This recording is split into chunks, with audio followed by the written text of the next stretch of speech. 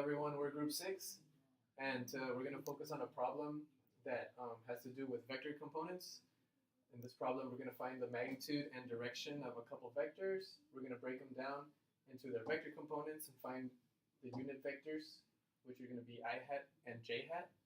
I hat and j hat are the components that are respective to the x and y axis. So I hat is going to be respective to the x-axis, and j hat is respective to the y-axis. So they're both parallel to the j hat is parallel to the y, and I hat is parallel to the x-axis.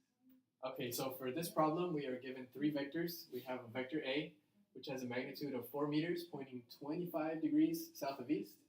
And we also have a vector B with a magnitude of 3.7 meters, going straight up, it's pointing straight up. And our vector C has a magnitude of 5.6 meters. This is pointing 60 degrees south of west. So to find our components for vector A, we're going to break it down. We're going to use our magnitude, multiply it times the cosine, because our cosine function is going to give us our value in the x direction. So our magnitude 4 times the cosine of our angle, which is 25 degrees. This value is going to give us 3.62 meters. This is our x component. For our y component, we're going to use the same approach, except this time we're going to use our sine function to give us our value in the y direction. So we're going to use our magnitude, 4 times the sine of 25. This is going to give us a value of negative 1.69. We want to make note of the sign is negative because our vector is pointing south of east. So I don't know if you can see, but it's pointing down. Technically, it's pointing down. Our y component is pointing down, not up, and this is why that is negative. For our b sub x, there is technically no b sub x because vector b is pointing straight up, and that magnitude is pointing straight up in the y direction. B sub y is 3.7 meters. And for our c sub x, we use the same approach. We use our magnitude of 5.6 times the cosine of 60 to find our value in the x direction. This gives us 2.8. And for c sub y, we use 5.6 times the sine, not cosine, sine of 60 degrees. And this is going to give us a value of negative 4.85. We want to make note of the negative also because vector C is pointing down in the y direction. So now we have our vector components.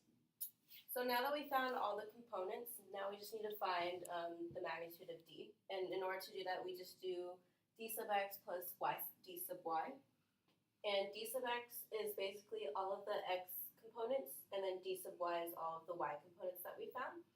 So D sub x would end up equaling 0.82 I hat, and then D sub y would end up equaling negative 2.84 j hat.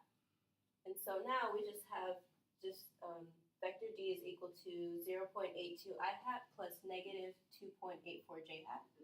And so with these two components, since these are x and y components, we just put them underneath the square root and add them, square them both and then add them, square root it, and then we end up with 2.95 meters, or for 2 sig figs, 3.0 meters. Now that we have our information for our vector D broken into components, or vector D in components, we can use vector D equals 0.82 I hat minus 2.84 j hat to find our direction. If we plot those two components onto a graph, we can get, this is going to be our I component right here, 0.82 I hat, and then this is our j component. Because it's negative, it's going to be pointing down, negative 2.84 j hat. And we can use these two values to find the direction for vector D. We can use the tangent function. We know that tangent is equal to opposite over adjacent. We can plug those values in. We have our tangent of our angle that we're trying to find is negative 2.84 over 0.82.